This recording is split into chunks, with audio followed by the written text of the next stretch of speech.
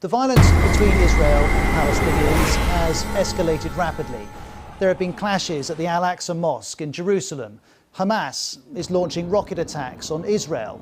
Israel's carrying out airstrikes in Gaza. And the funerals have begun, with deaths on both sides. These tensions reach back decades, but why have they escalated now? Well, there are many reasons. Here are 6.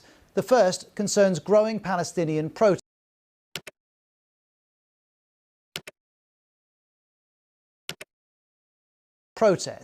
Some have been sparked by an imminent ruling on 6 Palestinian families who are threatened with eviction in the neighbourhood of Sheikh Jarrah.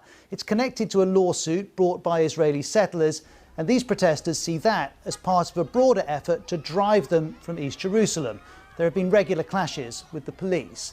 There have also been Palestinian protests at Damascus Gate in Jerusalem's Old City after Israeli police erected barricades. This was exacerbated by ultra-nationalist Israelis marching nearby. The next reason is the calendar. This year, the end of Ramadan has coincided with several important dates for Israelis. There is also a few very combustible anniversaries, including Jerusalem Day. That's a day when mostly right-wing Israelis celebrate the conquest of East Jerusalem in the 1967 war. And they mark that usually with a flag parade that's very provocative and goes right through the Muslim quarter of the Old City. The next factor is politics. Israeli Prime Minister Benjamin Netanyahu's under pressure after the recent election. His rivals are now trying to form a new government. And Palestinian politics is also deeply divided. Hamas controls Gaza, Fatah controls the West Bank. Recent elections were postponed, much to Hamas's frustration.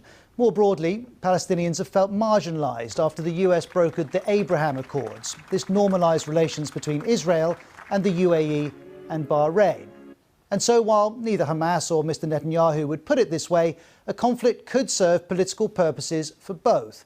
Bear all of that in mind, the protests, the dates, the politics, as we turn to the next factor, what happened in Jerusalem on Monday. Israeli police clashed with thousands of Palestinians in the compound of the Al-Aqsa Mosque. Over 300 Palestinians and 20 police were injured. And this is all at a site which is hugely sensitive. It's sacred to Jews and Muslims. Afterwards, Israel blamed extremists. Palestinian leaders called it brutal. And the UN said this. Tear gas, stun grenades, sponge-tip bullets, physical force. And in some cases that appeared unwarranted, disproportionate or indiscriminate. Hamas in Gaza was watching these events. Our 5th factor was its decision to act. On Monday, around 6 p.m. local time, it began firing rockets. Israel swiftly launched multiple strikes in... If they want to stop, the resistance is ready.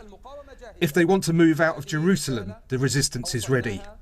Language like that makes escalation more likely. Put all of that together and we start to explain the situation. But let's be clear, underneath recent events remains the long-term failure of Israel, the Palestinians and the world to find a lasting peace.